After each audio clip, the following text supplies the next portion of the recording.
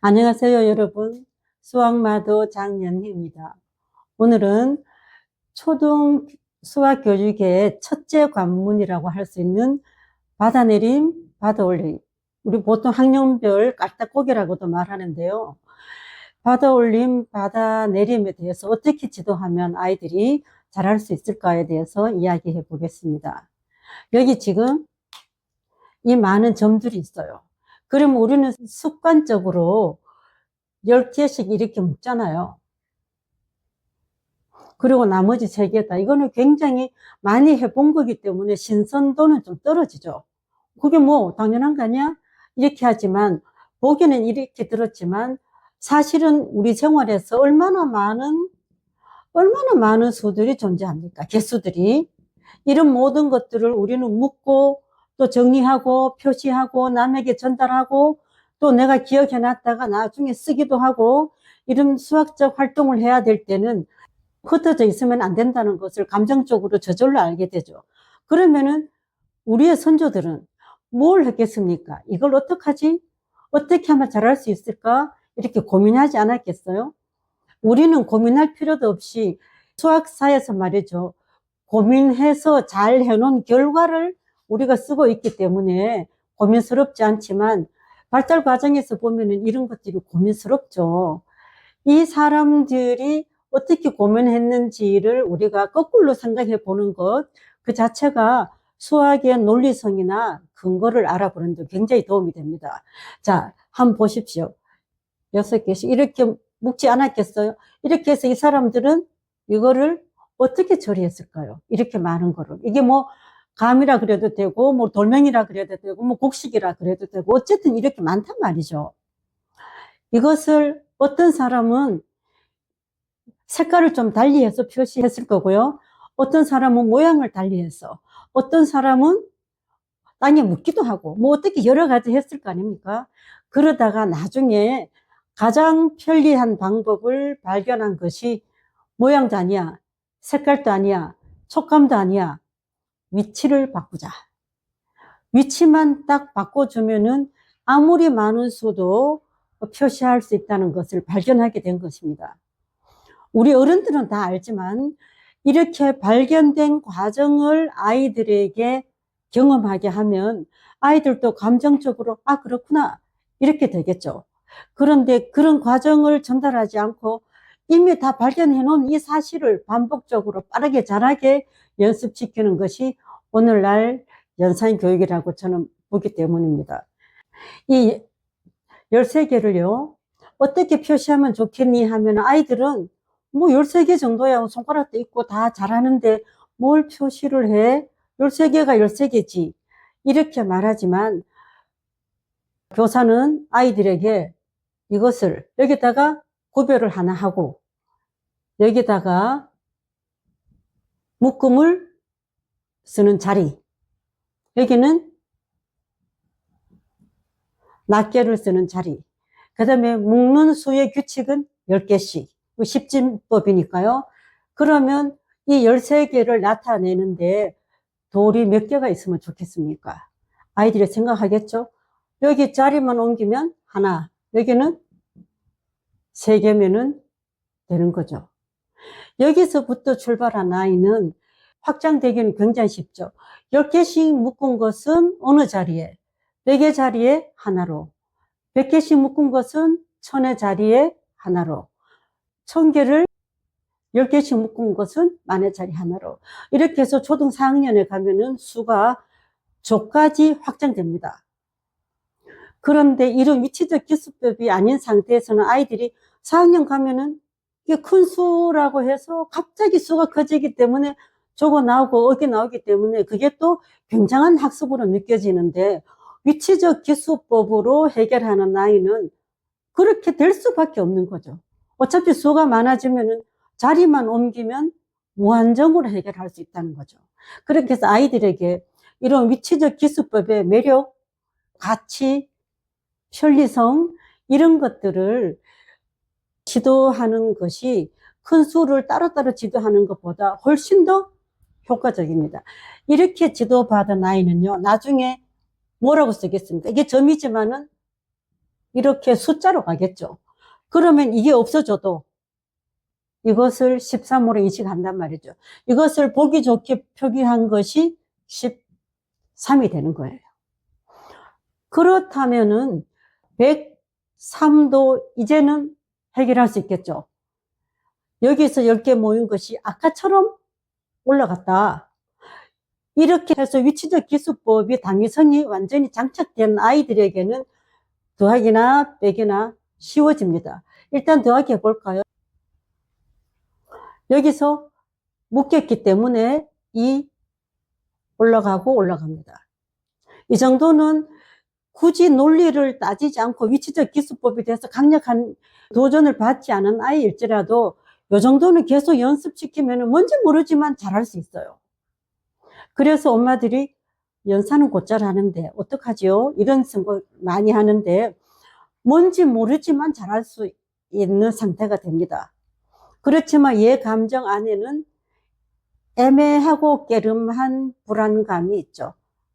난 엄마가 시킨 대로, 선생님이 시키는 대로 잘 하기는 하지만 언젠가는 내가 이걸 못할 수도 있다는 깨름한 불안감이 있는데 우선은 그런 불안한 감이 있을 따름이지 수학 공부에는 별로 문제가 없겠죠.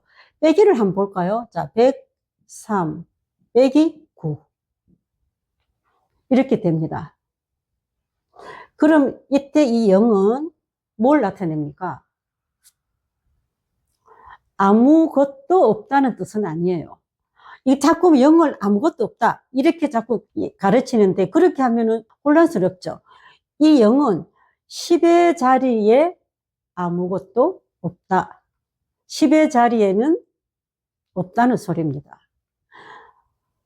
마치 100의 자리에는 1개, 1의 자리에는 3개 있는 것처럼 10의 자리에는 없다. 이렇게 정리가 딱 되면은 없는데 어떡합니까? 이것을 100의 자리에서부터 10개씩 묶고 올렸으니까요. 내려올 수밖에 없겠죠. 그 다음에 이렇게 해도 요까지만 10개로 존재하지 아직도 안 되기 때문에 이걸 1개를 더 내려와서 이렇게 합니다. 이렇게 해서 여기서 해결하는 거예요. 이것이 다 정리가 된 아이들은 좀 더 확장시켜 보면은 이런 문제를 풀게 되겠죠. 1003 빼기 만약에 9를 해봅시다. 그럼 아이들은 어디에다가 정서적인 저항을 많이 받는가 하면 이 0이 많은 거에 대해서 불안한 거예요. 왜냐? 내려와야 될 단계가 늘어난 거에 대해서 아이들은 불안해요. 그렇지만 이것이 위치를 바꿔서 그 수를 표시했다는 것이 강력하게 지도된 아이들은 이것이 위치를 바꾸면 10이 되는 거예요. 내려와서 10이 되는 게 아니고 얘가 위치를 바꾸면은 10이 되는 거죠. 그래도 이 9를 뺄 수가 없으니까 또 어떻게 해야 됩니까? 위치적 기수법이니까 위치를 바꾸는 거예요. 위치를 바꿔서 얘는 9, 얘는 다시 위치 바꿔서 10이 됐죠. 그럼 또다시 위치를 바꾸죠. 바꾸면 이게 9가 되겠죠. 그 다음에 이게 10이 됩니다. 애들은 990이라는 쉬운 말로 이렇게 배웠단 말이죠. 0이 있을 때는 마지막에는 9가 되고 끝에는 10이 되는 거는 여러 번 반복해서 경험적으로 알 따름이지 이게 왜 이렇게 되는지에 대해서는 확신이 없죠. 어쩌면은 어른들도 그냥 이렇게 하는 거야 하고 가르쳤을 수도 있어요. 여러분들요, 빨간 선 안에 있는 9, 9, 10은 얼마입니까? 아이들은 990이라고도 말하고요. 근데 그게 그렇게 중요하냐? 나는 이제 여기까지만 내려오면은 나는 어려운, 고난의 장을 다 넘어와서 난 여기서 할 수 있으니까 여기서는 4 되고 이제 9 내리고 9 내리고 해서 문제가 딱 맞을 거라는 확신에 서는데 말이죠. 이거를 물으면은 애들이 그렇게 알아야 되냐? 이거는 이렇게 하던 건데 대부분 이렇게 합니다. 아이들이 이거를 뚜렷하게 볼 수 있어야 되는 거죠. 이것은 무슨 뜻입니까? 100이 9개 있다는 뜻이에요. 그 다음에 이거는 무슨 뜻입니까? 10이 9개 있다는 거예요. 이거는 무슨 뜻입니까? 1이 10개 있다는 거죠. 이렇게.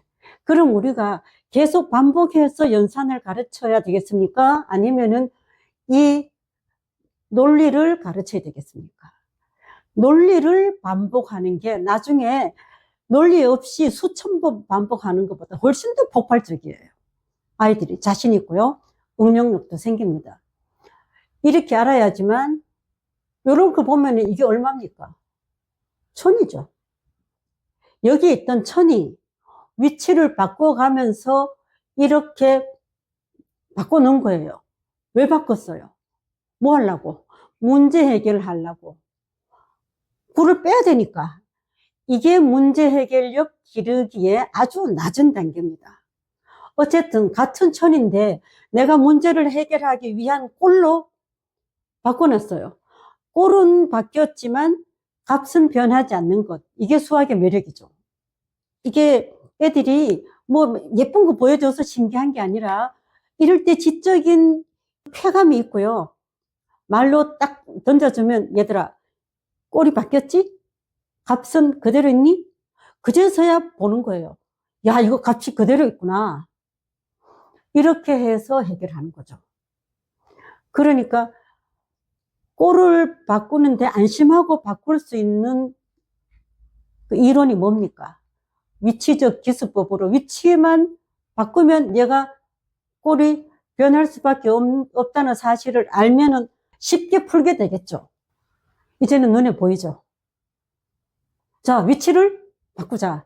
위치는 왜 바꾸냐? 지금 여기서는 문제 해결이 안 되니 내가 문제 해결할 수 있는 꼴로 바꾸는데 값은 건드리지 않는다.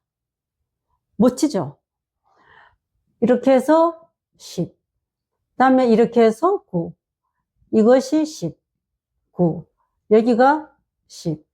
이렇다면은요, 0이 가운데 아무리 많이 와도 애들에게는 두렵지 않아요. 근데 초등 1, 2학년 애들, 3, 4학년까지도요, 103 빼기 9는 하는데, 이렇게 13 빼기 9 하면은 심리적인 저항이 있어요. 이거 어떡하지? 틀리면 어떡하지? 왜 이렇게 가지수가 많아? 아이, 수학은 싫어. 이렇게 자동으로 흘러가게 돼 있단 말이죠. 그러니까 나중에 내가 가르친 아이 중에 한 명은요, 0이 있으면 꼭대기는 다 999래요. 그리고 끝에 10만 나오면 된대요. 근데 이유는 그 선생님이 알걸요? 그죠? 자기를 가르치는 선생님은 알고 계시지 않을까요? 난 이렇게 배웠으니까. 그래서 얘들이 틀려도 낭패감도 없고 죄책감도 없어요. 얘들이 가지는 거는 오직 이 수학 시간이 끝나기를 기다리는 거죠. 그럼 이제 아까처럼 요건 얼마입니까? 이제 쉬워졌죠? 이거는 만입니다. 뭐만 바꿨습니까? 위치와 꼴은 바꿨지만 변하지 않는 거는 뭐죠? 값이죠. 이게 수학적인 매력이고 수학적인 단단함이고 수학적인 논리고 수학적인 삶의 태도고 거짓되지 않잖아요. 무슨 비법이나 방법을 쓰는 게 아니라 당당해. 많이 그대로 있어요. 그렇지만 멋지게 바꿔서 나는 해결한다. 이런 것들을 지도할 때 아이들이 수학에 열광합니다. 한 문제 더 해보세요. 반드시 이렇게 나옵니다. 아무리 사탕을 주고 뭐 해도 수학을 안 좋아하다가 이런 것만 하면은 좋아하게 돼 있어요. 그러면 이제는 쉽게 되겠죠. 9,994로 해결합니다. 이렇게 충분히 아주 간단한 모형에서 충분히 연습하고 난 다음에 2008 빼기 59 이런 걸로 넘어가는 거는 쉬워요. 어차피 얘들이 해결할 거 아닙니까? 그러니까 제일 처음에 우리가 해야 될 것은 위치적 기수법의 이론, 그 다음에 문제 해결해야 했을 때 어떻게 보면 내가 취해야 될 수학적인 액션, 그런 것들을 내가 결정하고 실행하는 거죠. 이게 또 자기 주도적 학습의 모형이기도 하고요. 이렇게 해서 초등 수학이 계산이 간단해서 가르치기 쉬운 게 아니에요.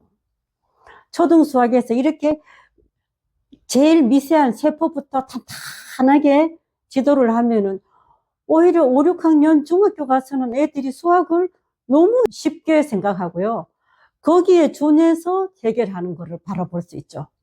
그것이 우리가 수학 교육을 하는 이유이기도 하고요.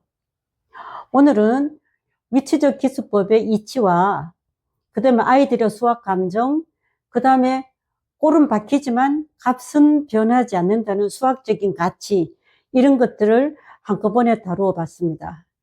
감사합니다.